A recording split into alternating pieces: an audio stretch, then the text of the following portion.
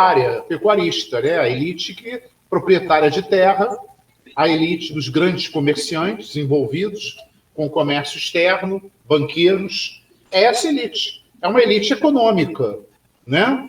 E que acaba exercendo um poder político, né? Então, a nossa oligarquia é essa elite agropecuarista, é o que a gente chama hoje de agronegócio, né? Voltada para o mercado externo. Tá? Então, eles que vão patrocinar a queda do Império. Eles que vão patrocinar, junto com os militares, né? E a gente não pode esquecer, né, que a maior parte da oficialidade brasileira, né, ela vem dessa elite.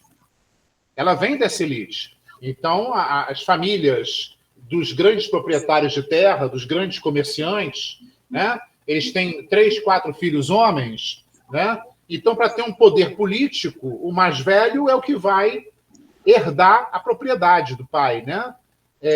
Vai administrar isso. O segundo vai ser político, para fazer a ligação, né, a defender os interesses da família, na Câmara de Deputados, ou até no Senado, ou se ganhar um ministério, né? O terceiro vai ser padre, que a carreira eclesiástica é uma boa, né? Ser padre e ter poder, né? Então vai seguir carreira eclesiástica, vai chegar a bispo, dependendo da riqueza da família, né? E o quarto vai entrar para militar, vai ser militar. Ele vai ser oficial. Ele já entra direto como um suboficial, faz uma preparação de 2, 3 anos, aí já vai ascendendo, tenente, capitão, etc. Então, a maior parte da nossa oficialidade, né, se não quase todos nessa época, eles vêm dessa elite agropecuária. Eles vêm dessa elite de grandes proprietários de terra, alguns vêm de famílias de grandes comerciantes, né? Banqueiros nem tanto, mas grandes comerciantes. Então, eles que dominam as Forças Armadas, Marinha e Exército. Então, é claro que os interesses deles estão colocados aí, nesse sentido, né? Bem, então, o que acontece é que essa elite assume o poder e vai dominar. Nós temos, então, vamos, antes de entrar, né, é necessário fazer essa explicação, porque da proclamação da República em 89 até a queda dessa Primeira República, né, em 30, nós temos a chamada República Oligárquica, uma república dominada por essas oligarquias, por essas elites econômicas. Tá? Bem, temos aqui, então, 2 quadros.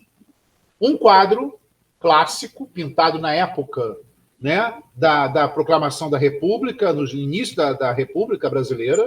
Esse quadro mostra, né, mulheres e crianças, né, mas as mulheres estão tecendo a República Brasileira, a bandeira republicana, né? E as crianças estão envolvidas nesse processo. Então, é um quadro que coloca a ideia da construção da República como algo família, né? Pode ver que a casa, ela é uma casa sólida, né? Pela parede você vê claramente isso, é uma casa sólida, mas é uma casa simples, né? Ou seja, uma típica casa brasileira. As mulheres, todo mundo é branco nesse quadro, né? E as mulheres jovens. Nós temos 2 idosos no quadro. Uma idosa bem no canto, né, com a ponta da bandeira, deve estar costurando alguma coisa, fazendo uma bainha, sei lá, né? E um idoso sentado lá atrás, né? Um senhor idoso sentado, não está participando da confecção da bandeira, está só ali espreitando, olhando. As crianças brincam, um bebê brinca com uma estrela que vai ser colocada no centro da bandeira republicana, né? A outra criança abraça a bandeira, né, olhando para o quadro, olhando em direção ao espectador, né, do quadro. As mulheres, essa aqui amamenta uma criança, enquanto as outras costuram, essa abraçam a criança. Ou seja, a ideia de, né, nascimento, criação, construção, família, uma coisa bem brasileira, né? Há um quadro apagado ao fundo, que é do Marechal Deodoro, que proclamou a República. Ele está bem apagado mesmo, né? Uma referência muito tímida ao Deodoro, que o Deodoro era militar, e ele tentou dar um golpe, a gente vai ver isso aqui, né? Depois que proclamou a República, ele queria ser ditador, né? Então, está bem apagadinho lá no canto, mas é uma referência. Ele proclamou a República, né? Então, merece alguma referência. Bem, o outro quadro, eu já mostrei aqui na época do Império, né? Esse quadro do Portinari, ele é pintado nos anos 20, né? É o Trabalhador do Café. Tá? Esse quadro mostra um jovem negro, né? Descalço, mas ele é forte, ele está com a enxada na mão, ele olha em direção ao futuro, né? Ou seja, em torno dele a natureza, as árvores cortadas, a lavoura perfeitinha ali do café, né? Então, esse quadro mostra quem é o trabalhador, quem é que produz o café no Brasil. Tá? Então, são dois quadros que mostram duas situações relativamente separadas, independentes. A primeira, uma ideia assim que evoca a construção da República, né? E cria esses mitos: família, jovem, né? Mulheres, né? Tecendo a bandeira, né? Crianças. Então cria essa ideia, né? De uma juventude, uma república jovem e que está crescendo, se desenvolvendo. O outro quadro, uma postura crítica, né? Já é o modernismo, é os anos 20, é Portinari, que é um pintor que vai trabalhar muito a questão social. Vamos voltar a falar dele mais à frente um pouquinho também, né? Então, esse quadro do Portinari coloca no centro o trabalhador. Olha, o trabalhador é esse aqui. É esse jovem negro aqui, que está olhando para o futuro, né? Ele está com a enxada na mão, é ele que fez isso, é ele que gera a riqueza do Brasil, né? Então, é importante, são dois momentos aí que estão marcando, né? Porque essa república oligárquica, ela nasce sob o signo do café e ela acaba, né, com a decadência do café, né? Com a ruína do café. Então, nós vamos ver justamente isso aí, esse período. Então, começando aqui, né? É um quadro pintado na época também, é o momento da proclamação da República, né? No Campo de Santana, atual Praça da República. À direita, nós estamos vendo os prédios, é onde fica hoje o Arquivo Nacional, né? O Arquivo Nacional, aí tem também a parte aqui reserva. Tem uns sobrados ainda que resistem aqui, o Hospital Souza Guiar, seria mais ou menos essa ponta aqui. Aqui atrás seria o que hoje é a Rua Frei Caneca. Na época não se chamava Frei Caneca, claro, que Frei Caneca é um herói republicano, né? Ele foi executado, inclusive, pelo Império, em 1824. Então, é claro que essa Rua Frei Caneca não se chamava Frei Caneca, ela tinha outro nome, né? Rua da Passagem, uma coisa assim. Então, ela depois foi batizada com Frei Caneca. Então, aqui atrás a gente vê o que seria hoje a Rua Frei Caneca. Aqui ao lado, os cortiços sobrados, onde depois, essa mais da ponta aqui vai ser derrubado depois, para dar origem ao Hospital Souza Guiar. Mais à frente aqui, seguindo, é o Arquivo Nacional, a Faculdade Nacional de Direito, né? E vai até chegar a atual presidente Vargas, né? Que na época não existia também. O caminho era mais por dentro mesmo. Então, esse Campo de Santana, que a Igreja de Santana está aqui à esquerda, né? A Igreja de Santana está à esquerda, o Campo de Santana, que depois foi batizado de Praça da República, que ali foi proclamada a República. O Deodoro morava nessa esquina, né? Onde tem uma Casa Branca, na atual esquina dessa rua que segue ali o Souza Guiar, com a Presidente Vargas, né? Ele morava nessa casa. Essa casa, inclusive, é do Exército, é uma espécie de museu lá, um ponto de referência, Casa do Deodoro, não sei o que mais, né? Ele morava nessa casa e ele tinha se afastado do Império, né? Ele tinha entrado em rota de colisão com Dom Pedro II, de quem ele era amigo pessoal. Que o Deodoro, ele não era republicano, ele era monarquista, ele defendia o Império, né? Mas só que ele vai ser contra a punição, né? Tá, espera um pouquinho. Vanderleia. Boa noite, Vanderleia. Oi. Começamos aqui, voltando aqui, ó. Então, ele vai participar, ele vai se opor à punição de oficiais do Exército, né, que faziam campanha republicana. O ministro, né, o presidente do Conselho de Ministros, primeiro-ministro, o Visconde de Ouro Preto, né, recém-nomeado por Dom Pedro II, ele determinou a punição desses oficiais. e o Deodoro era o ministro da Guerra, o comandante das Forças Armadas. E ele se opôs. Ele se opôs. Então, ele foi demitido e ele se recolheu para sua casa, aposentado. Isso meses antes da proclamação da República. Ora, o Visconde de Ouro Preto entrou em choque com o Congresso brasileiro, porque ele apresentou um plano de reformas que o nosso Congresso não queria, incluindo aí uma pequena reforma agrária, né? O nosso Congresso não queria, e ele entrou em rota de colisão com o Congresso, ele dissolveu o Congresso, né? Mandou fechar o Congresso, e convocou eleições.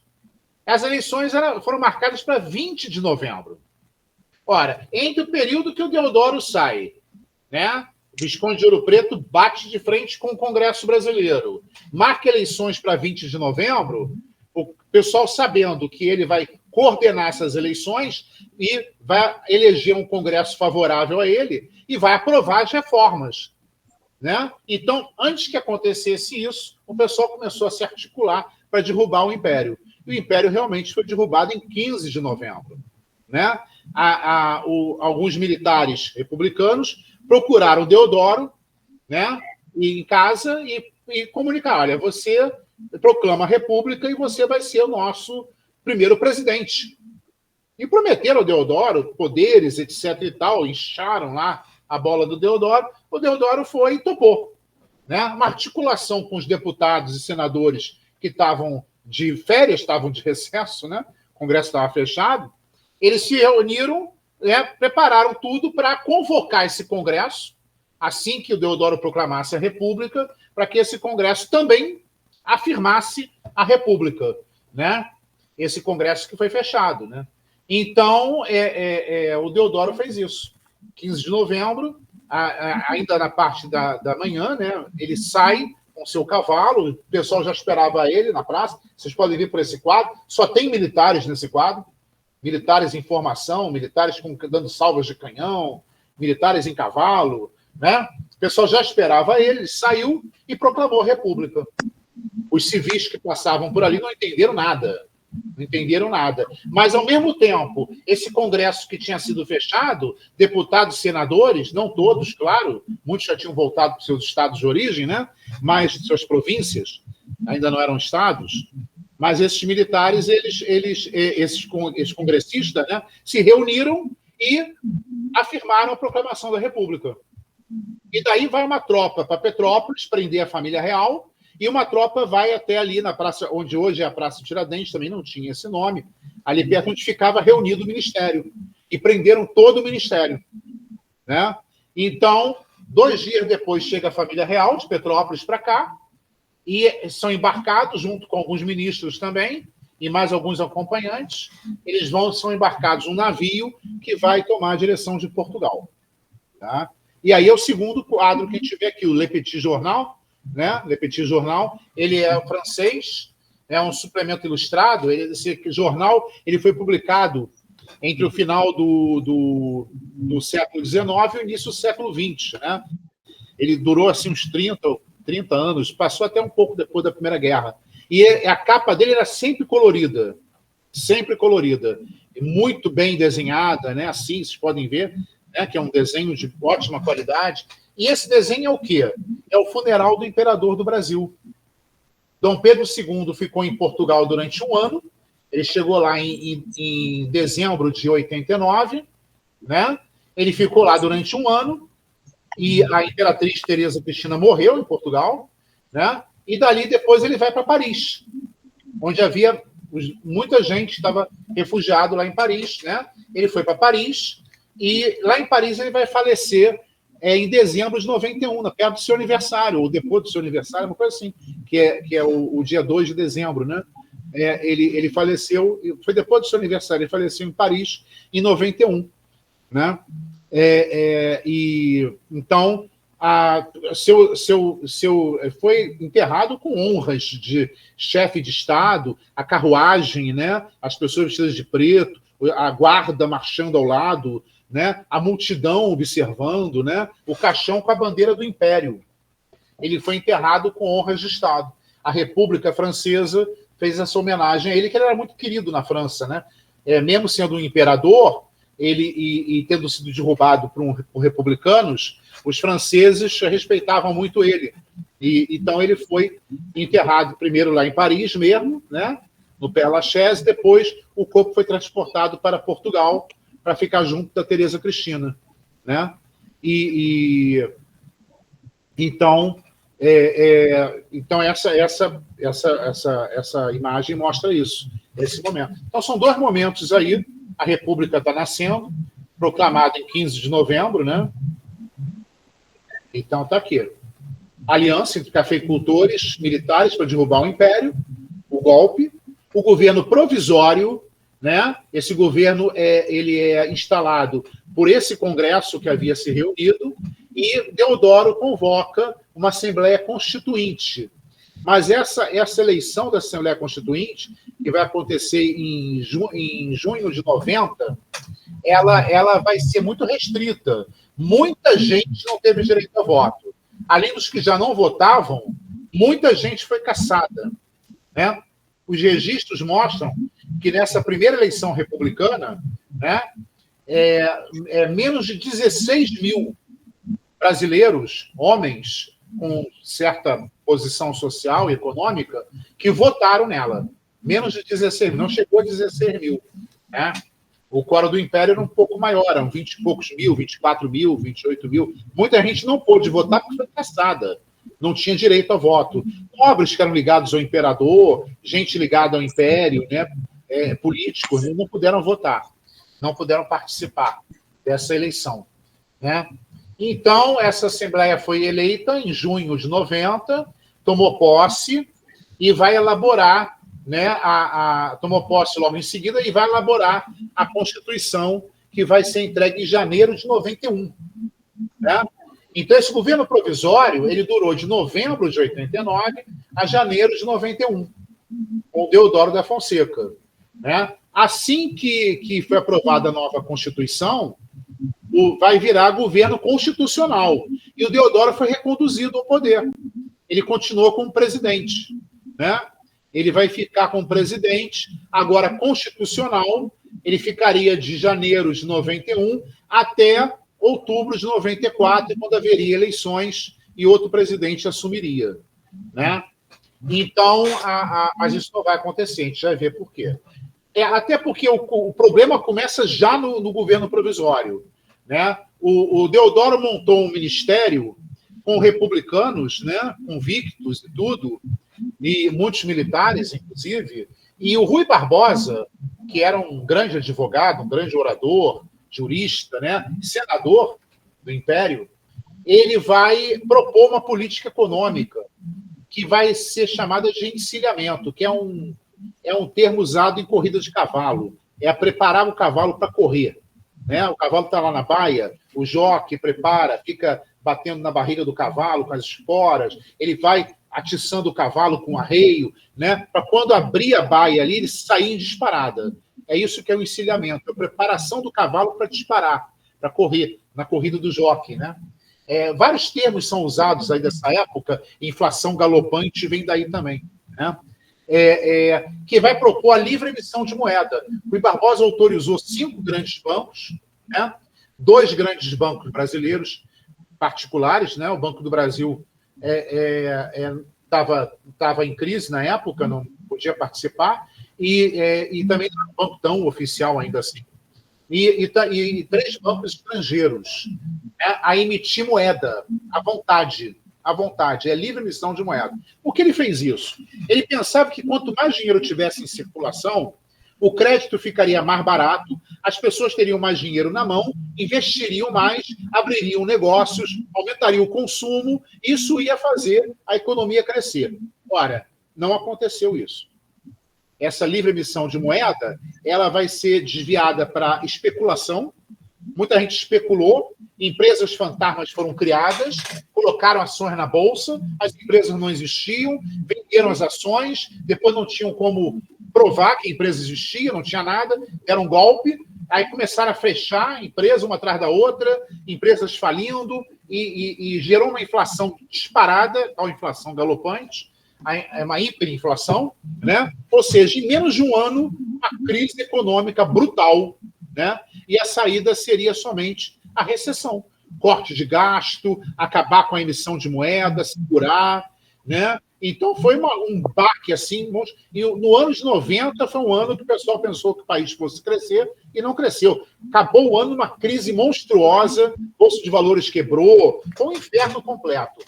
Resultado: o Deodoro é empossado outra vez em janeiro de 91, com uma nova Constituição que tira muitos poderes do governo do presidente, do governo da União.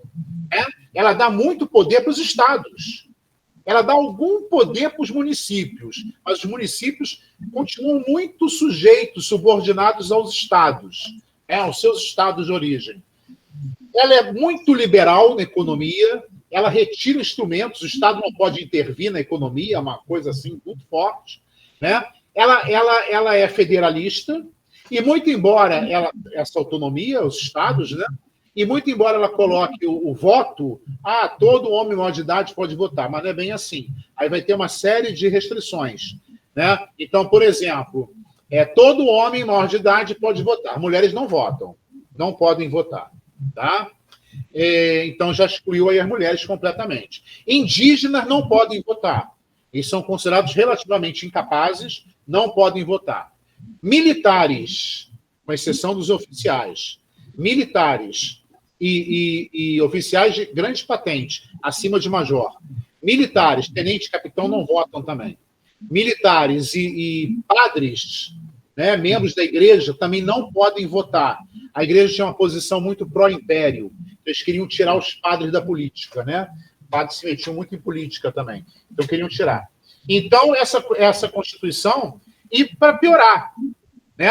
Sim, todo homem maior de idade pode votar. Tá, então tá, tirou o padre, tirou militares, né?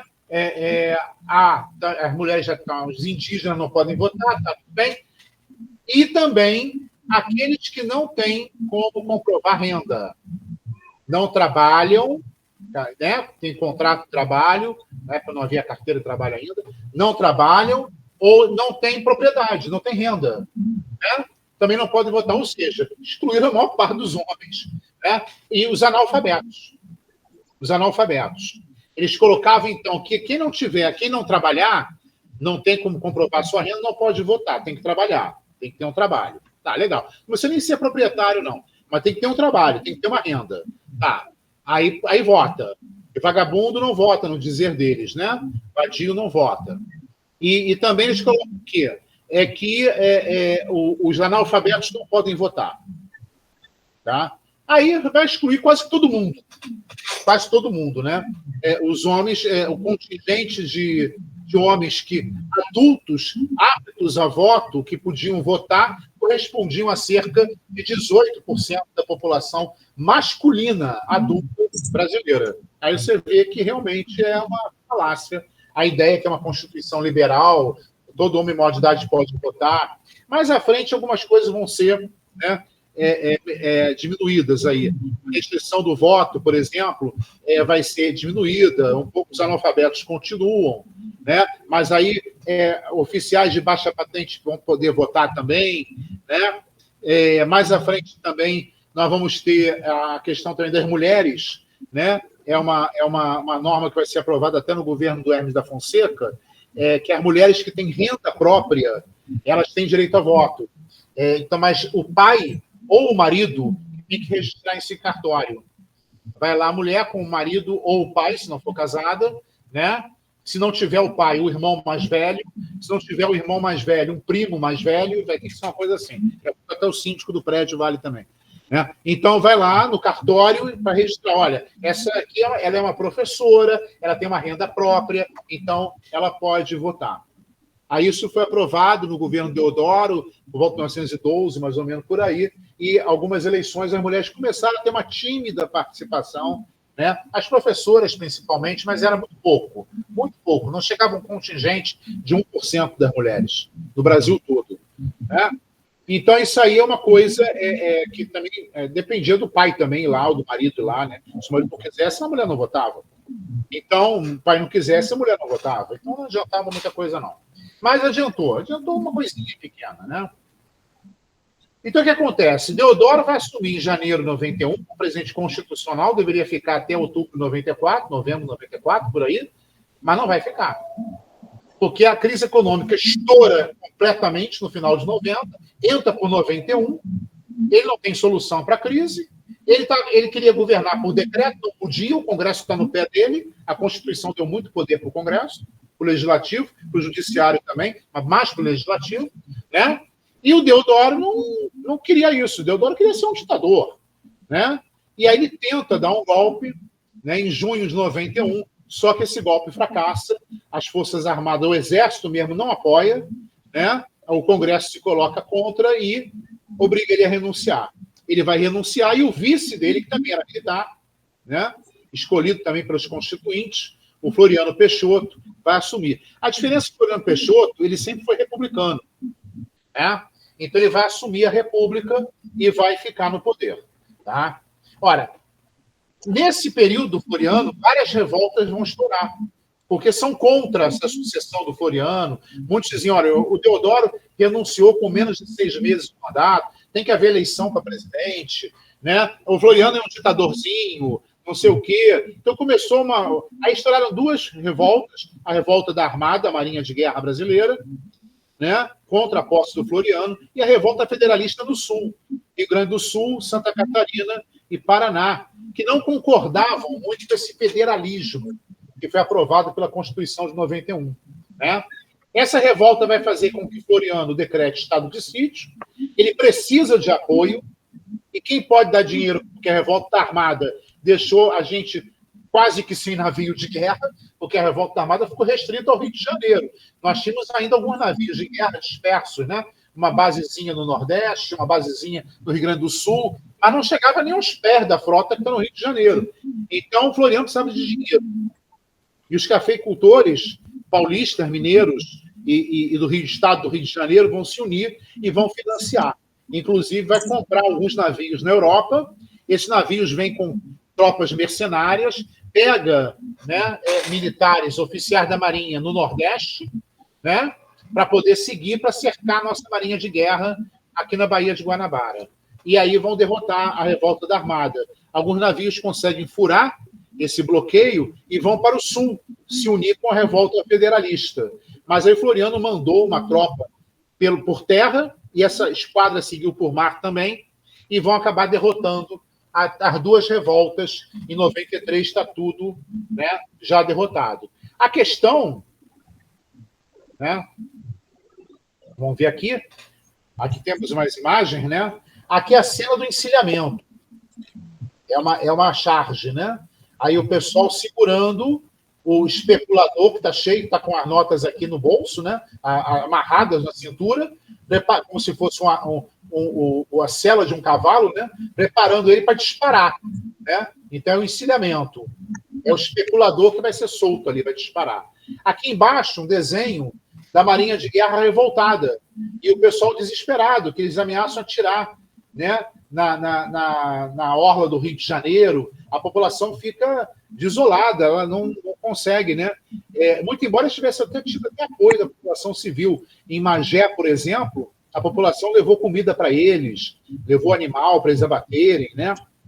E abasteceu alguns navios de guerra, né?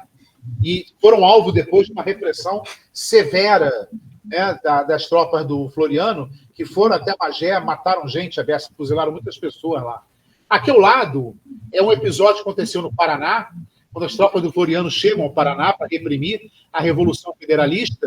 Os federalistas já tinham fugido do Paraná, já tinham ido para Santa Catarina, né, onde tinha mais apoio. Mesmo assim, eles pegaram muitos políticos que tinham passado monarquista, eram nobres, foram nobres na época do Império. Eles levaram o pessoal para cima da serra ali, que liga Curitiba com Paranaguá, né? E fuzilaram os caras no meio da mata lá, tiraram. Esse desenho aí mostra esse momento, né? Eles botaram os caras dentro do vagão do trem, chegaram lá, botaram os caras para fora e saíram fuzilando os caras. Né? Mataram várias pessoas assim. Né? E depois seguiram em direção a Santa Catarina, cercaram a capital de Santa Catarina, que era chamada Ilha do Desterro, ou que é onde recebia os imigrantes na época do Império, na época da colônia também, né? Que foram para Santa Catarina, para ocupar aquela região. Então, é chamada Ilha do Desterro. É onde chegavam os navios com os imigrantes lá. Geralmente, os primeiros foram os portugueses mesmo, vindo dos Açores, principalmente, né? Então, eles foram colocados lá na ilha e de lá que eram distribuídos para o interior. Santa Catarina, Rio Grande do Sul, né? Então, era chamada Ilha do Desterro, ou Desterro, né? E eles mataram muita gente lá. Essa tropa do Floriano matou muita gente lá, fuzilou muita gente. Aí, tanto que mudaram o nome da cidade para Florianópolis, que é a cidade do Floriano. Você imagina uma coisa assim, né? Eles mataram tanta gente lá e botar o nome da cidade de Floriano, Florianópolis, né? Bem, então, e no Rio Grande do Sul também foi uma hecatombe, né? Mataram gente à beça, deceparam cabeças, fizeram uma coisa horrorosa. Então, tá aí, assim que nasce a República Brasileira, né? Crise econômica e esses conflitos aí brutais que nós tivemos.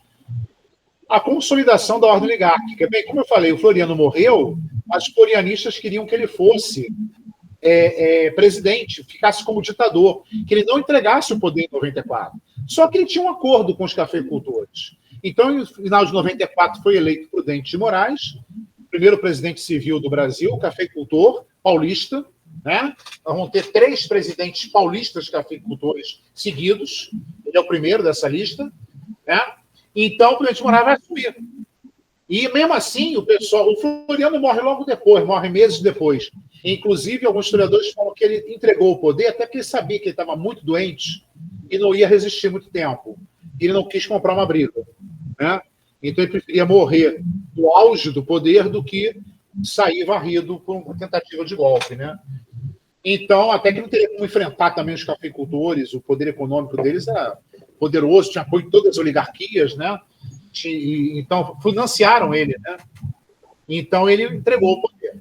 E ele vai morrer meses depois, mas mesmo assim, o pessoal mais radical é o chamado jacobinismo florianista, né? Jacobinos da Revolução Francesa, aquele grupo mais radical da Revolução Francesa. O pessoal chamava eles jacobinos, porque eles defendiam congelamento de preços, de aluguéis, para ajudar os brasileiros, para ajudar os pobres, né, que pagavam aluguel. Então, eles defendiam uma série de coisas assim, congelamento de preços também, de gêneros alimentícios, né? Eles defendiam coisas assim do gênero, mas eram autoritários. Eles queriam uma ditadura militar. A verdade era essa, né? E eles vão ter um momento deles com Canudos. Canudos foi uma revolta. Não foi uma revolta. Canudos é um genocídio, tá? Canudos, ela é uma ocupação de sem-terras camponeses que vagavam pelo interior do Nordeste. Eles se aglutinaram em torno de um líder místico, né? Antônio Conselheiro, fazia pregações apocalípticas, né? Ele falava que o mundo iria acabar, mas a comunidade que eles iriam construir ali, ela sobreviveria, porque ela era abençoada. Então, eles construíram uma igreja, a igreja tinha até um sino, fizeram uma torre, era uma igreja bem bonitinha até, e começaram ali a plantar. Eles conheciam, esses sertanejos conheciam muito a região ali, a fronteira é na Bahia, mas próxima à fronteira com Pernambuco, e ali tem uns rios, que são rios temporários, né? O mais famoso é o Vaza Barris. Vaza Barris tem esse nome porque, quando chove, ele vem com força, e ele transborda, por isso que é Vaza Barris, ele transborda a ponto de encher muitos barris e vazar, né? Então, o Vaza Barris é um desses rios temporários. Então, o que eles fizeram? Aproveitaram uma cheia, irrigaram a região, fizeram açudes, guardando a água, né? Para quando vem o período da seca, eles têm água e tem uma terra irrigada, plantada, né? E a planta, por si só, ela vai puxando a água do solo, né? Então, tem uma plantação, eles conseguiram manter irrigado, né, a parte lateral das bordas do rio, das margens do rio, e criaram vários açudezinhos pequenos, feito cisternas, né? E que eles guardavam a água e racionavam a água no período da seca.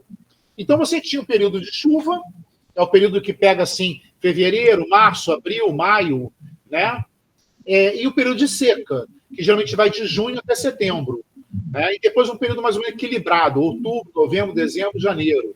É mais ou menos equilibrado. Aí volta a chover. Às vezes a chuva vem antes, vem em dezembro, né? Às vezes a seca se estende, entra por outubro, mas a gente consegue se organizar ali. E vão ocupando a região. Ora, muitos camponeses sem terra, ou mesmo gente que trabalhava para os coronéis da região lá, os proprietários de terra, começaram a fugir para lá. E foi crescendo, foi crescendo.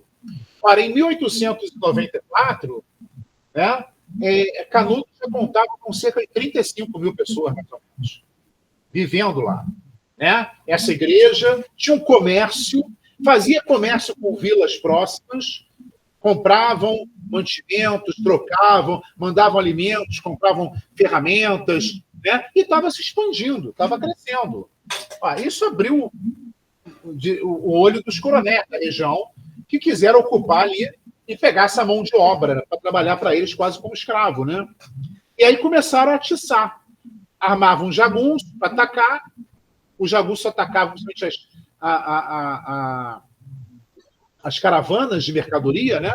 Atacavam para saquear, e eles começaram, e o pessoal de Canudos começou a reagir. Os próprios comerciantes de Canudos armaram guardas, né? E eles começaram a retrucar. Até que teve um episódio, né, em 95, houve um ataque, mataram algumas pessoas de Canudos, roubaram as carroças, levaram para uma vila próxima, né? Onde ficaram lá com as mercadorias. E o pessoal voltou, contou, eles organizaram uma tropa pequena, invadiram essa vila, pegaram as pessoas que roubaram, mataram e pegaram tudo de volta. Aí virou um escândalo. Virou um escândalo, né? Ali era um centro de fanáticos, eram monarquistas, estavam se armando, que queriam a volta do império, né? Aí começou uma fofoca, a imprensa começou a dar um peso. Mentira mesmo, uma coisa fake news da época, né? Mentira grosseira. O Antônio Conselheiro, ele seria um líder místico de uma seita satanista que fazia sacrifício de criancinhas, né? Ele bebia o sangue das criancinhas. Uma coisa assim horrorosa. E desenhos, tardes aparecendo em jornais, Pernambuco, Bahia, Ceará, chegando até o Sudeste também, Minas, né? Chegando até a República, até a capital da República, até o Rio de Janeiro. Então, começaram a construir essa imagem de Canudos como um antro de pervertidos, sádicos, satanistas, monarquistas radicais, entende? Um perigo para a República, né? Que era tudo mentira. Resultado, o governo da Bahia e Pernambuco organizaram tropas, por 2 vezes mandaram lá as suas guardas, né, estaduais, foram derrotados nas 2 vezes, e aí, na terceira vez, já estamos em 96, né, chegando quase ao final, aí foi a tropa que veio, o governo federal foi pressionado a mandar uma tropa para lá, e mandou. Colocou no comando dessa tropa um coronel que tinha sido amigo pessoal do Floriano Peixoto, Moreira César. Ele, na época da revolta da Federalista, ele foi um dos responsáveis pelo massacre em Florianópolis, né? Em Curitiba também, mas Florianópolis particularmente, né? E ele que batizou a cidade com o nome de Floriano, né? Florianópolis. E Moreira César. Esse cara foi colocado no comando dessa tropa, porque os jacobinistas, florianistas, começaram a fazer a parra, né? Pressionar, e botaram esse cara. Então, o Prudente de Moraes, muito pressionado, não tendo que enfrentar os caras, aceitou e nomeou o cara para ser o comandante das tropas. Ele era o coronel, ele voltaria de Canudos com a vitória, iria a general, né? E aí ele seria um candidato a presidente, né? O cara que derrotou os fanáticos, o cara que matou o pessoal da Federalista, o cara que batizou Florianópolis, né? Então, foi. Saiu daqui, teve uma tropa de 1.000 homens, né, daqui, pegou mais gente em Salvador, só que ele fez uma besteira monstruosa, né? Resolveu fazer uma marcha a pé de Salvador até a região, que é ali próximo de Juazeiro, Bahia, né? Caminhando pelo interior, né? Pelo interior. Isso numa época que já tinha passado a seca, mas não estava ainda muito legal, né? E o pessoal foi. Ora, chegaram a Canudos completamente arrasados, né? Só as tropas que vieram de Pernambuco estavam um pouquinho mais descansadas, né? Mesmo assim, andaram bastante, de Recife até lá, né? Então, eles estavam pregados, cansados. E o cara não queria nem saber. Ele avistou Canudos, viu lá a igreja, né? Mandou o pessoal descer para atacar Canudos. E foi o grande erro deles, né? Eles entraram e não saíram, né? O pessoal de Canudos cercou, deixou o pessoal entrar, cercou, começou a matar ali dentro, aí eles começaram a fugir, entraram em debalada, fugiram. O Moreira César, vendo tudo isso lá de cima da colina, né, com seu binóculo, ficou desesperado, aí sacou do seu sabre em cima do seu cavalo para mandar o pessoal voltar, mas ninguém voltava, o pessoal já fugindo, né? E aí nisso, o canhão perto dele, um cara quer botar uma bola no canhão lá para atirar, né? Rolou e explodiu debaixo do cavalo, matou o cavalo, despedaçou ele, jogou ele por cima da árvore e a cabeça dele ficou no canto, e caiu no chão, na árvore, assim, né? Então, foi aí, acabou o Moreira César, acabaram, eles mataram quase todos da tropa, eles correram atrás, e o pior, ganharam canhão, ganharam metralhadora, eles tinham levado uma metralhadora pesadíssima para lá, chamada Matadeira. Os jagunços lá, o pessoal de Canudos, pegou a metralhadora, pegou armas, munição, pegou tudo, botas, né? Então pegou tudo, e matou o pessoal todo, né? Ali naquela... Aí acabou. Poucos conseguiram fugir e chegaram em Recife, e o Juazeiro, mais ali perto, né? E falaram, contaram a história, e uma derrota monstruosa, e o herdeiro do Floriano morreu. Ora, os florianistas aqui ficaram furiosos, né? Fizeram um quebra-quebra aqui no Rio de Janeiro, atacaram estabelecimentos portugueses, mataram comerciantes portugueses, fizeram uma confusão imensa, que se diziam nacionalistas, não sei o quê. Aí fizeram mas não adiantou nada. O Prudente de Moraes aproveitou para nomear, né, o comandante, o Marechal Bittencourt, o ministro da guerra dele, né? E o Marechal Bittencourt era muito ligado ao Prudente de Moraes. Ele vinha de uma família também de cafeicultores do interior do estado do Rio, né? E ele foi e organizou melhor essa segunda expedição federal, né? Ele levou o pessoal todo para Salvador, organizou o abastecimento, não fizeram a marcha a pé, né? Eles fizeram uma marcha mais descansada, fazendo paradas, né? Reconhecendo o terreno, até que chegaram lá, cercaram, e depois de 3 meses de guerra, destruíram completamente Canudos, e muita gente foi aprisionada.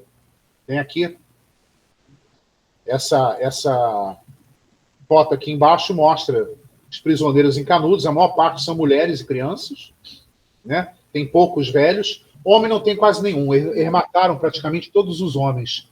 Os homens que se rendiam, eles eram assassinados, eram decapitados, né? Cortavam a cabeça deles. E os que não se rendiam morriam na luta. Então, poucos homens sobreviveram em Canudos, né? Pouquíssimos mesmo. A maior parte dos sobreviventes eram mulheres, crianças e alguns poucos velhos também. A maior parte dos velhos morreram também, porque doença, fome, a guerra em si. Então, mulheres e crianças que foram distribuídas depois entre os oficiais, né, fazendeiros da região, para trabalhar para eles. Muitos oficiais eram do Nordeste mesmo, levaram para suas fazendas. Alguns soldados se misturaram com umas mulheres aí, vieram aqui para o Rio de Janeiro, né? E aí que tem a história que é interessante, né? Que vocês devem conhecer, que é a história da favela, né? Porque eles trouxeram com eles para uma planta que é muito comum nessa região. Essa planta ela é uma planta rasteira que ela segura o solo. Então é bom para solo arenoso, solo que não... para evitar até mesmo né, que entre em erosão, que o solo, né, há um assoreamento do solo, né? Então essa planta serve para isso. Essa planta se chama favela. Eles trouxeram essa plantinha com eles aqui e foram habitar ali o Morro da Saúde, Santo Cristo, Gamboa, né? E ali fizeram a primeira favela do Rio de Janeiro, que foi chamada favela por causa dessa planta. O pessoal chegava, via lá a plantinha, né? Segurando lá em cima do morro, segurando a terra, eles botavam os barracos ali por cima, né? E o pessoal falava, lá, o lugar, o pessoal que mora lá em cima da planta, da favela, então virou referência. E a favela virou um conceito, né? Que é um conceito universal, né? Hoje, quando se fala favela, é um conjunto de habitações populares, né? Então, tem essa história, tem esse lado da história também, né? que é esse lado popular, né? Mas aqui estão os prisioneiros de Canudos, os soldados cercando eles, e eles no chão, né? No rosto de alguns vocês podem ver o medo, né? Estampado, miséria, né? É isso, né? Então, voltando aqui, Prudente aproveitou para assumir o poder mesmo, né? Os colonistas são derrotados, que eles tentam matar o Prudente de Moraes, né? Não satisfeitos. Na volta das tropas de Canudos, há uma cerimônia aqui na Praça Mauá, os navios chegando, trazendo os soldados, as tropas, né? E o Prudente de Moraes foi receber com o Marechal Bittencourt ao lado dele. Mas aí houve um complô para assassinar o Prudente de Moraes. Só que o cabo, encarregado de dar a facada ao Prudente de Moraes, quando partiu para cima dele, o Marechal Bittencourt entrou na frente, segurou esse cabo, e o cabo foi e deu a facada no Marechal. E aí acabou, né? Acabou mesmo a fofoca, porque uma coisa era matar o presidente civil, outra coisa é matar o ministro da guerra, o marechal do exército, né? E aí acabou, né? Vários foram presos, inclusive esse cabo, claro, e foram mortos na prisão. Foram executados na prisão, né? Então acabou esse florianismo radical, foi enterrado. A partir daí, até a década de 20, a gente não vai ter o exército as Forças Armadas, mas o exército, particularmente, se metendo em política, não. Ele fica completamente afastado da política, né? No início dos anos 20, eles voltam. Aí que a gente vai ver o tenentismo mais à frente, né? Então, aqui tem, né? Voltando aqui, vem o Campos Salles, cafeicultor também, substituiu o Prudente de Moraes. Ele nomeia o Joaquim Murtinho, que é um médico, para ministro da Fazenda. E o Joaquim Murtinho, primeiro, antes mesmo do Campos Salles assumir a presidência, Joaquim Murtinho vai à Inglaterra, negocia com banqueiros ingleses a nossa dívida externa e adota uma política de valorização do café. É o chamado Funding Loan.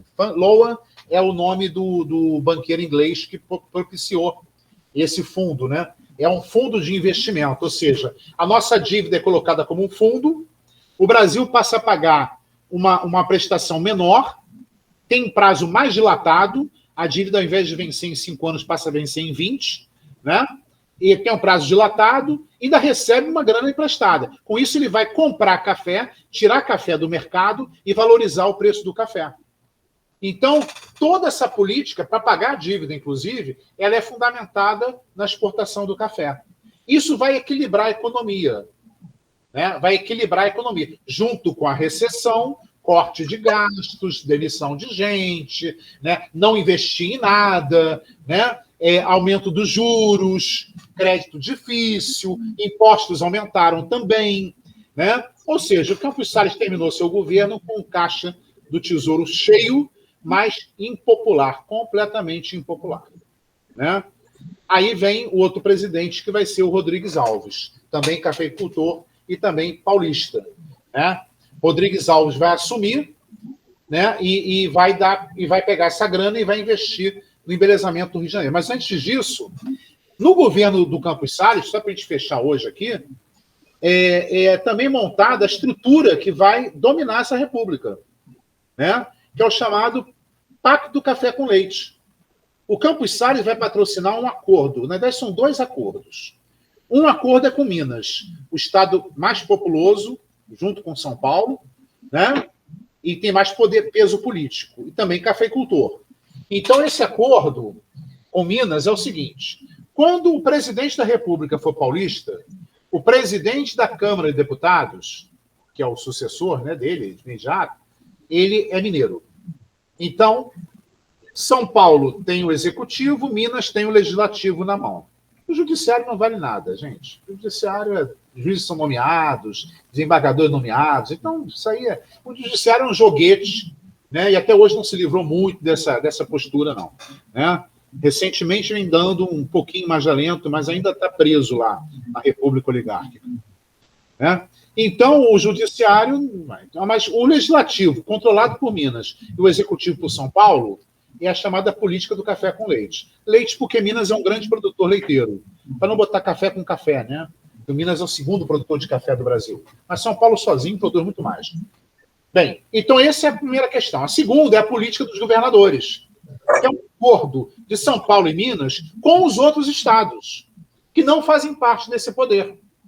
E com esse tipo de acordo, olha, nós vamos apoiar a oligarquia que governa esse estado.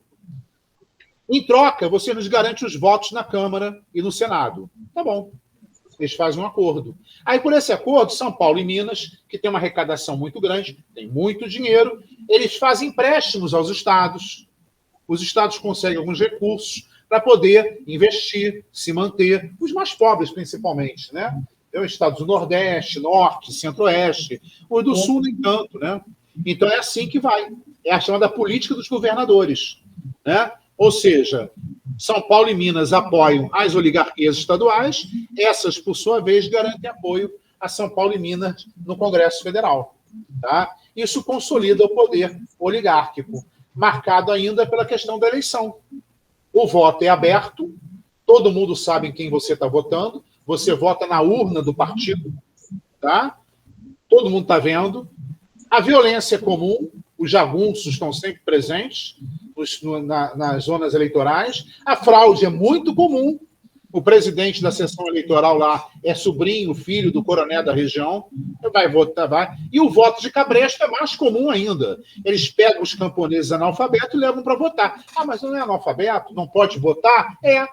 Mas o que acontece? Vai lá o coronel, ou representante dele, e assina a lista para todo mundo.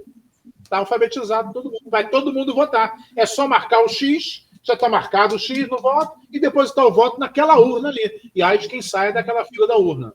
Né? Então pronto, é o voto de cabresto. Isso vai dominar até 30. Até 30. Isso vai fazer essa política, do interior principalmente. As grandes cidades, nem tanto. Né? Há um controle um pouco maior da população civil, mas as grandes cidades não são tão grandes ainda assim. Estamos falando de um Brasil aí que é mais de 70% rural, né? 75% rural, mais ou menos. Então, realmente, o poder político está no campo, está na mão desses coronéis, desses grandes latifundiários. Tá? Então, é assim que é construída a República e é assim que ela vai entrar na sua fase de apogeu. Né? Aqui tem umas charges, né? Aqui, da política dos estados, São Paulo e Minas no alto do morro, e os outros estados pedindo esmola para eles. Né? E aqui o voto de cabresto. O cara chega com um burro, que é o eleitor, para votar. Né? E a República, mas é o Zé Besta, né? Não, é o Zé Burro, que eu estou trazendo para votar aqui. As próximas eleições são de cabresto. Então, são charges da época mostrando como é que eram as eleições aqui. Né? Então, na próxima aula, nós vamos entrar aqui. Tá? Vamos ver o apogeu do pacto oligárquico e vamos chegar até o fim dessa república. Tá? A gente vai ver aí, são 6 governozinhos aqui, 5 governos, tá? E depois falar mais de umas revoltazinhas e a crise com a chamada Revolução de 30. Tá bom? Então tá bom, gente. Por hoje a gente fica aqui. Boa noite. Tá, boa noite. Bom descanso. Boa noite, amigo. Tchau. Até logo. Boa noite.